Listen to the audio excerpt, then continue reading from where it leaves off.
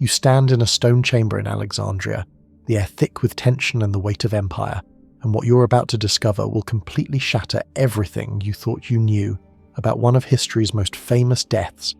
Because the story of Cleopatra and the asp hidden in figs is almost certainly a lie, and what actually happens during her final 10 days alive reveals something far darker about how Rome destroyed its enemies not through quick execution, but through calculated psychological warfare designed to break the human spirit before allowing death.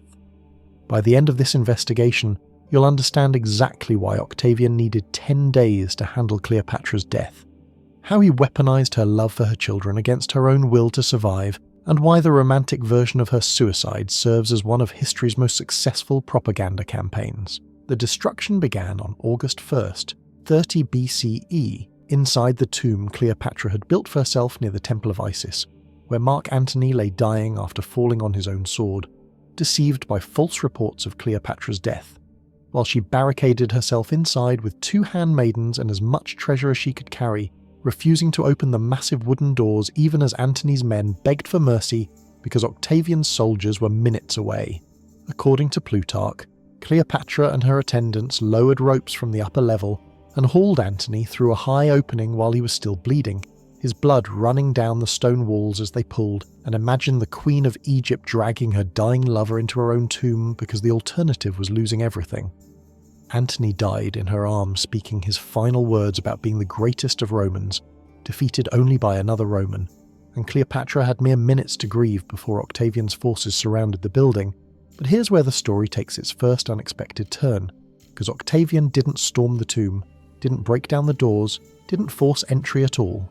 Instead, he sent a messenger with an offer to discuss terms while his men climbed the outer walls and entered through the same opening, used to pull Antony inside, catching her completely by surprise. Cleopatra reached for a hidden dagger and tried to kill herself, screaming that they would not take her alive to Rome, would not parade her through the streets, but the soldiers had explicit orders to keep her alive using whatever force necessary, and they tackled her, disarmed her, restrained her, then carried her to the palace and sealed her inside a guarded chamber. And that moment was when the real destruction began, because Octavian didn't simply want Cleopatra dead, he needed something very specific from her death, and obtaining it required time and precision. Back in Rome, Octavian faced a problem because he had just won a civil war, Romans killing Romans, and he needed to transform that uncomfortable reality into something more palatable. A war against a dangerous foreign queen from the east, who had corrupted Mark Antony and threatened Rome itself, and above all he needed to parade her through Rome's streets in his triumph while she was still alive, because Roman triumphs followed a brutal formula where defeated rulers were led through streets in chains, publicly degraded then executed, and Octavian's entire political future depended on that spectacle. But Cleopatra understood that formula perfectly because she had witnessed Caesar's Gallic triumph, had watched as Vercingetorix was dragged through streets then strangled to death. So she knew exactly what Octavian intended for her, and now you have 2 wills in direct opposition with 10 days to resolve the conflict. The chamber where Cleopatra was held had been chosen with surgical precision, 2nd floor, 1 door, 1 small window too narrow for escape, guards stationed continuously, everything potentially dangerous removed, and they searched her clothing and hair every single day checking for hidden weapons or poison. But Octavian's strategy went far beyond simple confinement, because he didn't just need to prevent her from dying, he needed to break her desire to die, and to accomplish that he used the one thing she could not surrender, her 4 children. Caesarion, her son with Julius Caesar, was 17, while the younger 3 were Mark Antony's, and Octavian's men separated them from their mother immediately. Then on August 2nd sent a messenger informing Cleopatra that her children were being well cared for, but their future depended entirely on her cooperation, and should anything happen to her, Caesar could not guarantee their safety, especially Caesarion, who occupied a very delicate position. Cleopatra understood immediately that Caesarion, being Julius Caesar's biological son, made him a threat to Octavian, whose authority rested on being Caesar's adopted heir.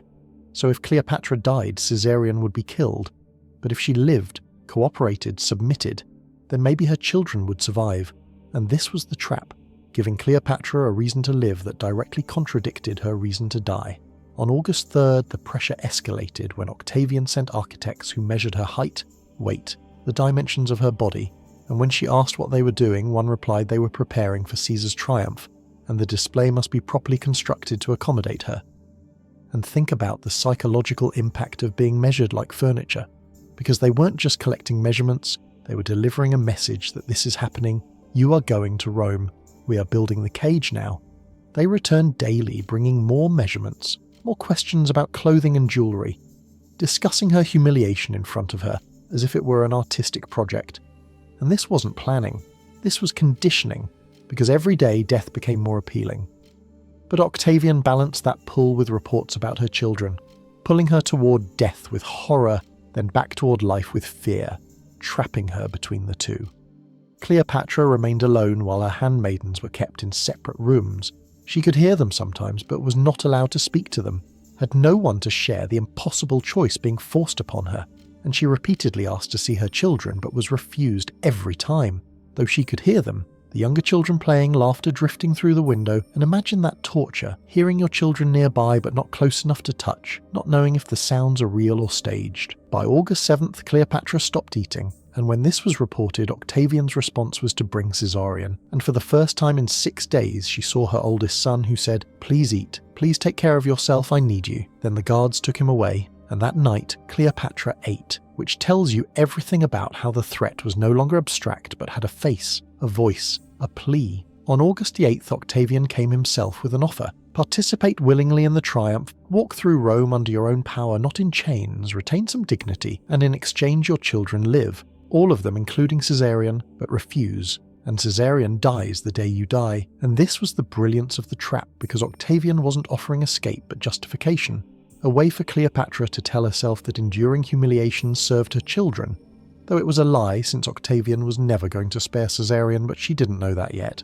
Then, on August 11th, something changed and we don't know exactly what happened, but somehow Cleopatra understood the truth, that Caesarion was going to die, the negotiations were theatre, the promises hollow, and cooperation would change nothing.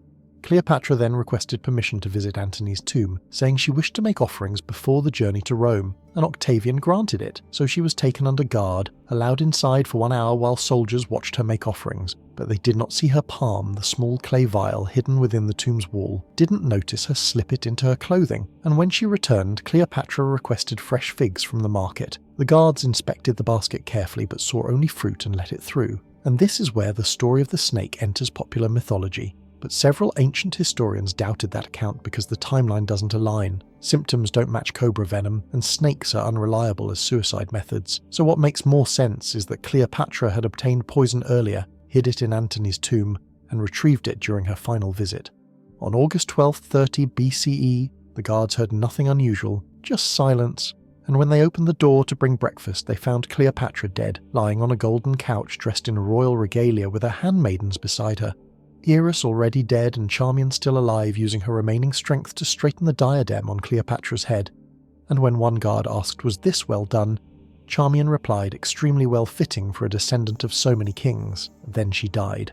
Cleopatra was 39 years old, and this was not suicide born of despair but a final act of control, because for 10 days Octavian had tried to break her, tried to use her love for her children to force surrender of her dignity, and her death was her refusal, her final message that you can take my kingdom, but you cannot take my choice, cannot parade me, cannot have that victory. But here is the final cruelty. Octavian won anyway because he could not parade the real Cleopatra, so he built a substitute, and during his triumph in Rome, a massive image of Cleopatra with a snake was carried through streets, so the crowd saw her defeated, reduced to the image he wanted them to remember. And the propaganda worked as this version became the story that survived for 2,000 years. Caesarion, the child Cleopatra died believing she might save, was murdered 3 weeks later when Octavian sent assassins to intercept him, and Julius Caesar's only biological son was killed on the road in the desert, while the younger children were paraded in Octavian's triumph, raised in Rome, watched closely, never allowed to return to Egypt. Those 10 days reveal something essential about power at its most systematic, because Octavian wanted to dismantle her psychologically first to turn her love into a weapon, to construct an impossible choice and force her to live inside it, to show her exactly what awaited, to offer false hope. And it was a machine with every element calculated, Every moment designed to strip her of agency until surrender felt rational. When it didn't work and Cleopatra chose death anyway, Octavian simply paraded an image instead, and that is real power, not the ability to kill, but the ability to control the narrative even when your enemy denies you. And if this exposed something unsettling about how ancient power functioned, consider what vile history continues uncovering about how systematic destruction shaped the ancient world.